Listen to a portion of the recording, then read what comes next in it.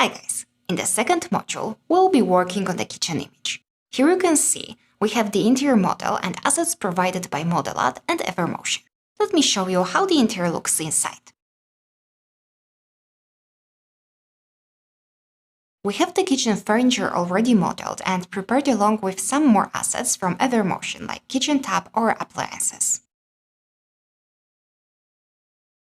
Let me switch the view setting to my presets so we can see the ceiling more clearly. I have explained that in the first module. I will position some models so it's easier to set up the camera. Let's start with the bar stools. I will place 3 of them here.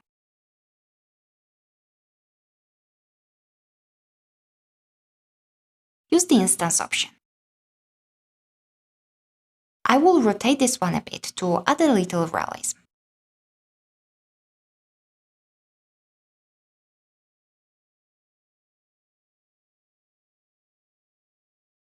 I will also position the pendant lights as they will be an important feature in the upper part of the image.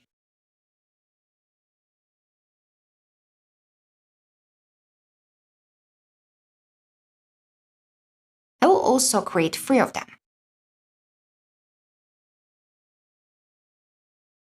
Next, let's set up the aspect ratio. I will go with the custom aspect ratio of 1.3.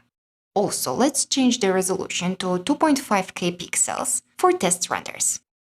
Great. Next, I set up the composition here in the perspective view.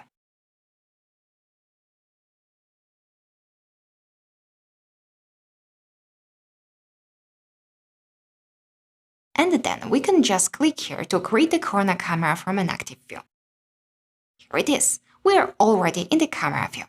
Now, we can adjust it further using the Move tool.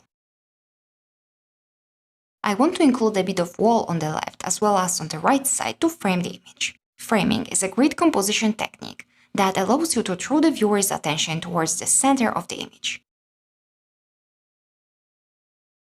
I will open the camera settings and change the focal length to 24mm as 18mm is a bit too wide for me.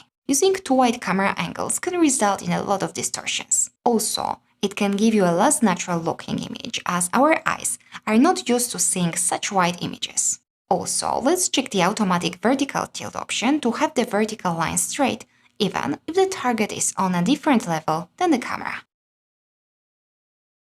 Next, I will move the camera to 100 cm level to see a little bit of that kitchen top. Now, all we have to do is to position the camera. Make small adjustments to achieve the desired effect. It's a bit tricky as we don't have much space here and we want to include the walls on both sides, but we'll get there. I move to setting up the target.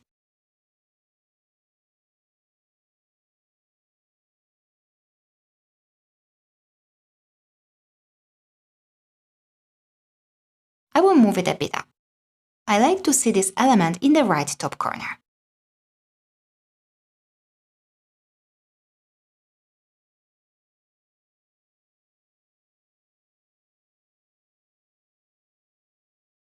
Let's go back to the camera to make the final adjustments. Almost there. We need to move it a bit more to the back.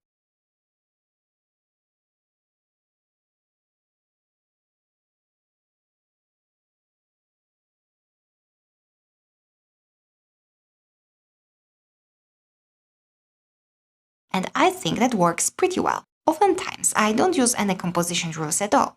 I just do it by eye and see what works best. You can practice this even with your phone by making a lot of images. Don't just do random photos though. Think about each shot. Have an idea first and try to execute it with your camera.